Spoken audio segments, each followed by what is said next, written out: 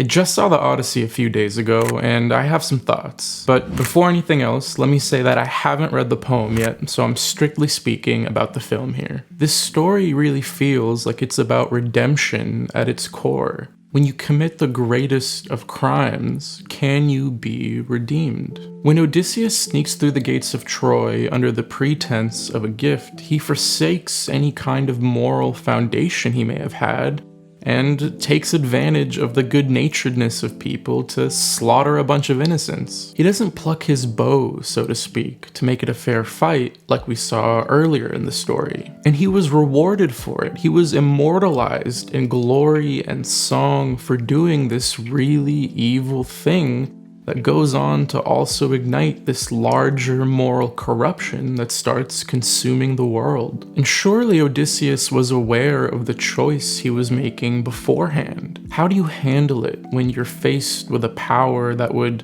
vault you up as a hero while also corrupting the world around you?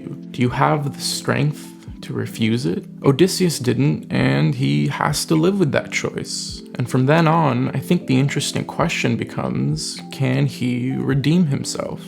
And what does that look like exactly? And what does that even mean? It's not like there's a specific point that you reach where it's like, it's all good now, I'm good, I've paid my debt, and you don't have to worry about it. And does redemption entail needing to suffer in turn?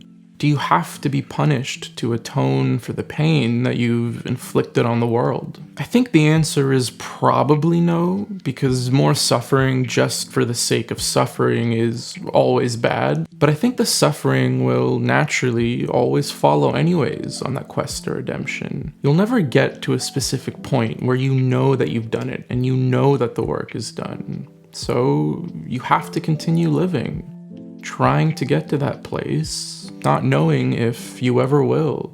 And that journey will be thick with the guilt and shame and ghosts that were born out of what you've done.